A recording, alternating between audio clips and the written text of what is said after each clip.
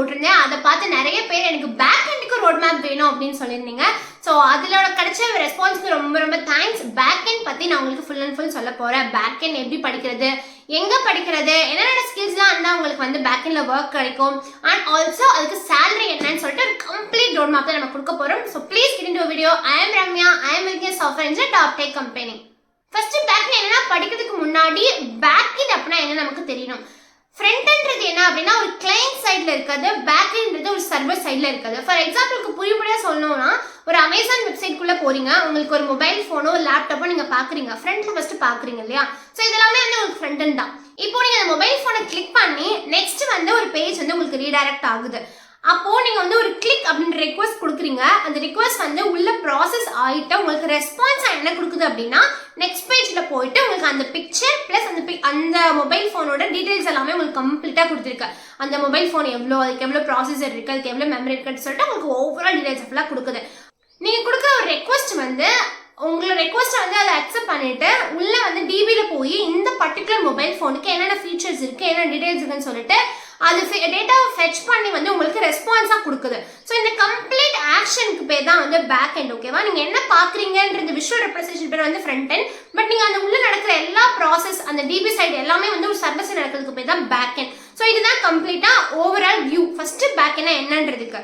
So நான் வந்து ஒரு பேக் எண்ட் என்னன்னா இப்போ என்ன கற்றுக்கிட்டே ஒரு ஓவரால் வியூ கிடச்சிச்சு. இப்போ எனக்கு என்னென்ன ஸ்கில்ஸ் படிக்கணும்னு கேட்டிங்க அப்படின்னா ஃபர்ஸ்ட் பேக் எண்ட்குள்ள என்ட்ரதுக்கு முன்னாடி ஒரு ப்ரீ ரிக்வெஸ்ட் இது ரொம்ப ரொம்ப இம்பார்ட்டன்ட். நீங்க பேக் எண்ட்குள்ள என்ட்ரதுக்கு முன்னாடி ப்ரீ ரிக்வெஸ்ட் என்னென்ன படிக்கணும் அப்படின்னா ஃபர்ஸ்ட் ஓஎஸ் பத்தி தெரிஞ்சுக்கணும், ஆப்ரேட்டிங் சிஸ்டம் பத்தி உங்களுக்கு தெரிஞ்சுக்கணும், எப்படி இன்டர்நெட் ஒர்க் ஆகுதுன்னு தெரிஞ்சுக்கணும், எப்படி கம்ப்யூட்டர் ஒர்க் ஆகுதுன்னு தெரிஞ்சுக்கணும். ஸோ இந்த 3 கோர்ஸ் எங்க படிக்கணும்னு கேட்டீங்கன்னா ஒரே பிளேஸ் இருக்கு. குணால் குஷ்வாஹாவோட ஒரு 4 hours video complete operating system எப்படி இருக்கு, பிளஸ் எப்படி இன்டர்நெட் ஒர்க் ஆகுது, எப்படி கம்ப்யூட்டர் ஒர்க் ஆகுதுன்ற டீட்டெயிலாக கொடுத்துருப்பாரு. ரொம்ப ரொம்ப அருமையான கோர்ஸ். நீங்கள் ஒரே இடத்துல எல்லாமே கற்று முடிச்சிடலாம். இதை கற்று முடிச்சுட்டு நீங்கள் உள்ளே போனீங்கன்னா உங்களுக்கு ரொம்ப ரொம்ப யூஸ்ஃபுல்லாக இருக்கும். ஏன்னா இதை எடுத்தோடனே குதிக்கக்கூடாது. என்ன நம்ம படிக்க போகிறோம்னு குதிக்காம ஃபர்ஸ்ட் நம்ம என்ன கற்றுக்க போகிறோன்றதோட அண்டர்ஸ்டாண்டிங் ரொம்ப முக்கியம். ப்ரியர் ஆகிட்டு இந்த நாலேஜ் இருந்துச்சுன்னா உங்களுக்கு நிறைய விஷயங்களோட ரிலேட் பண்ணுறதுக்கு ரொம்ப ரொம்ப யூஸ்ஃபுல்லாக இருக்கும். ஸோ பேக்கிங் கற்றுக்கு முன்னாடி இந்த ப்ரீ ரிக்வெஸ்ட்டை கற்றுக்கோங்க. அது ரொம்ப ரொம்ப யூஸ்ஃபுல்லாக இருக்கும். ஒன்ஸ் நீங்க நான் சொன்ன இந்த 3 கத்து முடிச்சதுக்கு அப்புறம் நீங்க என்ன கத்துக்கலாம் அப்படின்னா டேட்டா ஸ்ட்ரக்சர் அல்காரிதம் கத்துக்கலாம். டேட்டா ஸ்ட்ரக்சர் அல்காரிதம் கத்துக்கிறதுக்கு முன்னாடி ஒரு லாங்குவேஜ் நீங்க பிக் பண்ணணும். அது என்ன லாங்குவேஜா வேணா இருக்கலாம். நீங்க எதுல கத்துக்கணும்னு நினைக்கிறீங்களோ அந்த லாங்குவேஜ் பிக் பண்ணிக்கலாம். நான் ஆல்ரெடி சொன்ன மாதிரி ஒரு லாங்குவேஜ் இன்னொரு லாங்குவேஜ் ஸ்விட்ச் பண்றது ரொம்ப ரொம்ப ஈஸி. பிகாஸ் உங்களுக்கு சின்டெக்ஸ் மட்டும் தான் மாறும், கான்செப்ட்ஸ் எல்லாமே சேம். ஸோ ஏதாச்சும் ஒரு லாங்குவேஜ் பிக் பண்ணிட்டீங்க அப்படின்னா பிக் பண்ணி முடிச்சுட்டு அதுக்கு டிஎஸ்ஐ படிக்கணும். டிஎஸ்ஐ ஏன் படிக்கணும்? டிஎஸ்ஐ நம்ம வந்து ஒரு ஒர்க்கில் யூஸ் பண்ண போகிறதே கிடையாது. எதுக்கு நான் அதை படிக்கணும்னு கேட்டிங்க அப்படின்னா ஃபார் எக்ஸாம்பிளுக்கு இப்போ நீங்கள் வந்து ஒரு ஃப்ரண்ட் எண்டில் வந்து ஒரு மொபைலை வந்து கிளிக் பண்ணுறீங்க. கிளிக் பண்ணி அந்த ரெக்வஸ்ட் வந்து பேக் எண்டுக்கு போகுது, டிபியோட கனெக்ட் ஆகுது. என்ன டேட்டா, இந்த பர்டிகுலர் மொபைல் ஃபோனுக்கு என்ன டீடைல்ஸ் இருக்கு, டிஸ்கிரிப்ஷன்ஸ் இருக்கு, எவ்வளோ ப்ரைஸ் இருக்கு, என்ன ஃபீச்சர்ஸ் சொல்லிட்டு எல்லாத்தையுமே ஃபெச் பண்ணி உங்களுக்கு திரும்பி ஃப்ரண்ட் எண்டில் ஷோ பண்ணுது நெக்ஸ்ட் டைரக்ட் பேஜில். ரைட்டா? அப்போ இவ்வளோ பெரிய ப்ராசஸ் வித்தின் ஒரு 5 to 10 செகண்ட்ஸ்குள்ள நடக்குது. நீங்க வந்து இல்லைன்னா ரொம்ப நேரம் ஒரு 10 நிமிஷம் ஆகும். நீங்க வந்து கிளிக் பண்ணி வருதுன்னு சொன்னா அந்த வெப்சைட் நீங்க திரும்பி போவீங்களா, பாப்பீங்களா? போயிட்டு இல்லை அதில் போய் வாங்க உங்களுக்கு தோணுமா? ஐயோ எவ்வளோ நேரம் நான் லோட் பண்ணிட்டு இது ஒர்க்கே ஆக மாட்டேது நீங்க சொல்லிடுவீங்க. அப்படி இல்லாம ஒரு கிளிக் பண்ணோடனே வித்தின் 5 to 10 செகண்ட்ஸ்குள்ள உங்களுக்கு எல்லா டீடைல்ஸும் ஃபெச் பண்ணி உங்களுக்கு வந்து காட்டுது. அப்படின்னா அந்த கோடை எவ்வளோ எஃபிஷியண்டா எழுதியிருப்பாங்க, எவ்வளோ ஸ்பீடா அந்த கோட் ரன் ஆயிருக்குன்னு அர்த்தம். அப்போ அது இவ்வளோ எஃபிஷியண்டா எழுதணும் அப்படின்னா உங்களுக்கு கண்டிப்பா டேட்டா ஸ்ட்ரக்சர் அல்காரிதம்ஸ் கண்டிப்பாக தெரிஞ்சிருக்கணும். அப்போ தான் உங்களுக்கு அந்த அல்காரிதமேட்டிக்காக உங்களுக்கு பண்ணும்போது தான் அவ்வளோ ஸ்பீடாக உங்களால் ஒரு கோடை எஃபிஷியண்டாக பண்ண முடியும். ஸோ அதுக்கு நீங்கள் டிஎஸ்சியோட அப்படியே அட்வான்ஸ் கான்செப்ட் வரைக்கும் போகணும்னு அவசியம் கிடையாது. டிஎஸ்சி பற்றின ஒரு ஓவரால் வியூ, குட் அண்டர்ஸ்டாண்டிங் இருந்தால் மட்டுமே போதும். நீங்கள் ஈஸியாக வந்து பேக் எண்ட் கற்றுக்கலாம். ஸோ பேக் எண்ட் வந்து சர்வர் சைடுன்னு சொன்னால நீங்கள் கண்டிப்பாக வந்து ஏதாச்சும் ஒரு சர்வர் கற்றுக்கணும். நீங்கள் அப்பாச்சி சர்வர் கற்றுக்கினா ரொம்ப யூஸ்ஃபுல்லாக இருக்கும். டாம்கேட் அப்பாச்சி சர்வர் கற்றுக்கிறீங்கன்னா அப்படின்னா ரொம்ப யூஸ்ஃபுல்லாக இருக்கும். இதுக்கு யூடியூப்ல வந்து நிறைய வீடியோஸ் இருக்குது. நீங்கள் வந்து இது ரொம்ப இன்டெப்த்தாக கற்றுக்கணும் அவசியம் கிடையாது. ஜஸ்ட் ஓவர்வியூ கற்றுக்கலாம். கவலைப்பட வேண்டாம். நான் என்னெல்லாம் சொல்கிறேனோ, என்னென்ன கோர்ஸ் என்னெல்லாம் சொல்கிறேனோ அது எல்லாமே டிஸ்கிரிப்ஷன் பாக்ஸில் நான் கொடுத்துருப்பேன். நீங்கள் வந்து மறக்காம செக் அவுட் பண்ணால் மட்டும் போதும். இப்போ நீங்கள் வீடியோ நோட் பண்ணலாம் வேண்டாம். நீங்கள் வந்து வீடியோ ஃபுல்லாக கவனிங்க, ஃபுல் அண்ட் ஃபுல் மிஸ் பண்ணாதீங்க. நான் எல்லா இடத்துலையுமே உங்களுக்கு ஒரு இம்பார்ட்டன்ட் பாயிண்ட் சொல்ல போகிறேன். அண்ட் ஆல்சோ எல்லாத்து லிங்க்குமே டிஸ்கிரிப்ஷன் பாக்ஸில் கொடுக்க தான் போகிறேன். சர்வர் சைட் நம்ம கற்றுக்கிட்டோம், நெட்வொர்க் எப்படி ஒர்க் ஆகுதுன்னு கற்றுக்கிட்டோம், ஆப்ரேட்டிங் சிஸ்டம், டேட்டா ஸ்ட்ரக்சர் எல்லாமே கற்றுக்கிட்டதுக்கு அப்புறம் நான் ஆல்ரெடி சொன்ன மாதிரி நீங்கள் ஒரு ப்ரோக்ராமிங் லாங்குவேஜ் புக் பண்ணிருக்கீங்க இல்லையா, அந்த ப்ரோக்ராமிங் லாங்குவேஜுக்கு ஏற்ற மாதிரி ஒரு ஃப்ரேம் ஒர்க் நீங்கள் படிக்கணும். ஃபார் எக்ஸாம்பிள் நீங்கள் ஜாவா பிக் பண்ணிருக்கீங்க அப்படின்னா நீங்கள் ஸ்ப்ரிங் அண்ட் ஸ்ப்ரிங் பூட் படிக்கணும். இல்லை நீங்கள் பைத்தான் படிக்கிறீங்க அப்படின்னா நீங்கள் ஜாங்கோ படிக்கணும். இல்லை நீங்கள் வந்து C# படிக்கிறீங்கன்னா ASP.NET படிக்கலாம். இல்லை நான் வந்து ஜாவா ஸ்கிரிப்ட் படிக்கிறேன் அப்படின்னா Express.js ஜேஎஸ் படிக்கலாம். ஸோ இதுக்கு எங்கெங்கெல்லாம் நீங்க படிக்கிறது நான் சொல்றேன். இது நீங்க ஜாவா பிக் பண்ணீங்க அப்படின்னா குணால் குஷ்வகாவோட ஒரு கம்ப்ளீட் பிளேலிஸ்ட் இருக்கு. Wow playlist. அது ஜாவா ஃபுல்லா சொல்லியிருப்பாரு, டிஎஸ்சி ஃபுல்லா சொல்லியிருப்பாரு. அந்த ஒரே இடத்துல நீங்க ஜாவாக்கு எல்லாமே படிச்சு முடிச்சிடலாம். பட் ஸ்ப்ரிங் எங்க படிக்கலாம்னு கேட்டீங்கன்னா அமிகோஸ் கோட் அப்படின்ற யூடியூப் சேனல்ல உங்க ஸ்ப்ரிங்க்கு தனி பிளேலிஸ்ட் இருக்கு, நீங்க அங்க போய் படிக்கலாம். So Java spring boot complete ஆயிடுச்சு.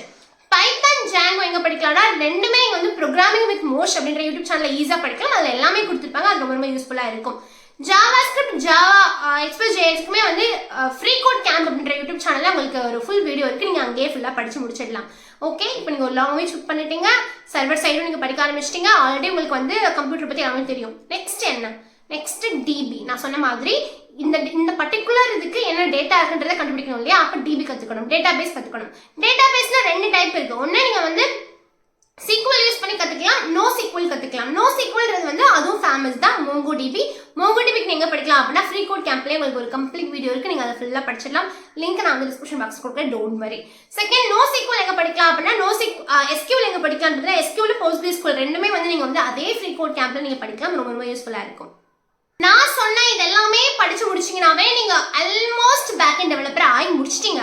ஆனா அதை தாண்டி நீங்க வந்து கொஞ்சம் அடிஷனல் ஸ்கில்ஸ் உங்களுக்கு இருந்தா ரொம்ப வேல்யூவா இருக்கும். அண்ட் ஆல்சோ இது வந்து உங்களோட காம்படிஷன்ஸை கொஞ்சம் வந்து கம்மி பண்ணும். ஏன்னா இது எல்லாரும் படிச்சிருப்பாங்க, எக்ஸ்ட்ரா உங்களுக்கு என்ன தெரியுன்றதை வச்சு தான் நீங்க இன்டர்வியூக்குள்ள வர முடியும் இல்லையா? ஸோ அதுக்கு அடிஷனல் ஸ்கில்ஸ்ன்னு கொஞ்சம் இருக்கு.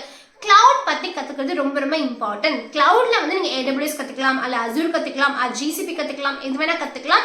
பட் ஏதாச்சும் ஒரு கிளவுட் டெக்னாலஜி நீங்க கத்துக்கிறது உங்களுக்கு ரொம்ப யூஸ்ஃபுல்லா இருக்கும். பிகாஸ் நீங்க பேக் எண்ட்ல ஒர்க் பண்றதுனால எங்க ஸ்டோர் பண்றீங்க, ஸ்டோரேஜ்க்கு என்ன கத்துக்கணும்ன்றது ரொம்ப இம்பார்ட்டன்ட். செகண்ட் விஷயம் என்னன்னு பாத்தீங்க அப்படின்னா வெர்ஷன் கண்ட்ரோல் கத்துக்கலாம். வெர்ஷன் கண்ட்ரோல் ஏன் சொல்றேன் அப்படின்னா நீங்க ஒன்ஸ் கோட எழுதின உடனே நீங்க டிப்ளாய்மென்ட்குள்ள போக மாட்டீங்க. ஃபர்ஸ்ட் கோட் எழுதுவீங்க, அது ஒரு வெர்ஷன். நெக்ஸ்ட் வெர்ஷனுக்கு நீங்க ஒரு பெட்டரா எழுதுவீங்க. ஃபார் எக்ஸாம்பிள் நான் ஒரு கவிதை எழுதுறேன் அப்படின்னா அந்த கவிதை எழுதுனோடனே நான் வந்து சொல்ல மாட்டேன் இல்லையா? அந்த கவிதை நான் மாடரேட் பண்ணிட்டே இருப்பேன், அழகா எழுதிட்டே இருப்பேன். ஒரு லாஸ்ட் தான் எனக்கு நல்ல கவிதையே கிடைக்கும். அந்த மாதிரி தான் நீங்க ஒரு கோடை எழுதுறீங்க அப்படின்னா அந்த கோடை அப்பவே வந்து உங்களுக்கு சூப்பரா இல்லாது, மேபி நெக்ஸ்ட் வெர்ஷன்ல வரும், ஒவ்வொரு வெர்ஷனா மாறிட்டே இருக்கும். இல்ல அந்த ஒரே ப்ராஜெக்ட் நிறைய பேர் ஒர்க் பண்ணுவீங்க. ஸோ இந்த மாதிரியான விஷயங்களுக்கு வெர்ஷன் கண்ட்ரோல் ரொம்ப இம்பார்ட்டன்ட். அது நீங்க கத்துக்கணும். அது எப்படி என்னன்னு பாத்தீங்கன்னா கிட் அண்ட் கிட்டப் கத்துக்கணும் கண்டிப்பா. அப்பதான் உங்களுக்கு உங்களோட ப்ராஜெக்டை ஹோஸ்ட் பண்ணவும் உங்களுக்கு தெரியும். ஸோ கிட் அண்ட் கிட்டப்ன்றது ரொம்ப மஸ்ட். இது அடிஷனல் ஸ்கில்ல நான் ஏன் சொல்றேன் அப்படின்னா இது உங்களுக்கு கண்டிப்பா தெரிஞ்சிருக்கணும். தெரியலனாலும் இந்த அடிஷனல் ஸ்கில்ல நீங்க ஆட் பண்ணிக்கோங்க.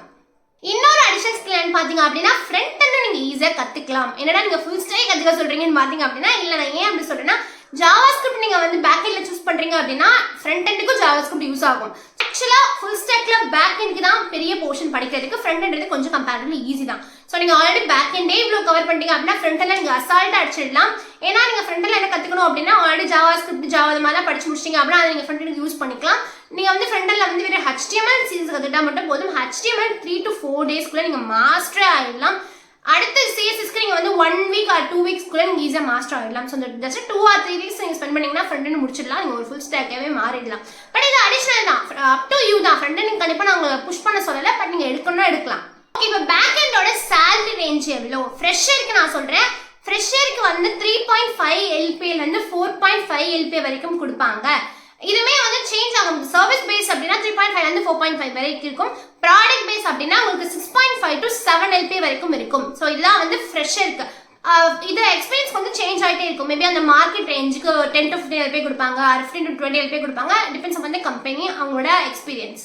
இதுதாங்க நம்ம பேக் எண்ட் ஃபுல்லாவே கவர் பண்ணிட்டோம். எங்க படிக்கிறது, எதுல படிக்கிறது எல்லாமே நம்ம சொல்லி முடிச்சிட்டோம். இது உங்களுக்கு ரொம்ப யூஸ்ஃபுல்லா இருக்கும் நம்புறேன். ஃப்ரண்ட் எண்டோட ரோட் மேப் பார்க்கல அப்படின்னா கண்டிப்பா பாத்துருவாங்க. அது இன்னுமே உங்களுக்கு ரொம்ப யூஸ்ஃபுல்லா இருக்கும். பிகாஸ் உங்களோட பேஷன் வந்து ஃப்ரண்ட் எண்டா இருந்துச்சு அப்படின்னா ரொம்ப யூஸ்ஃபுல்லா இருக்கும். ஃபுல் ஸ்டாக்குமே தனியான ஒரு வீடியோ போட்டிருக்கேன், அதுவும் பார்க்கல, கண்டிப்பா பாத்துருவாங்க. இந்த வீடியோ ரொம்ப யூஸ்ஃபுல்லா இருந்துச்சுன்னா ப்ளீஸ் சப்ஸ்கிரைப் பண்ணுங்க. அப்பதான் எனக்கு நிறைய வீடியோ போட மோட்டிவ் ஆகும். உங்களோட ஃப்ரெண்ட்ஸ் எல்லாருக்குமே ஷேர் பண்ணுங்க. Until then bye by.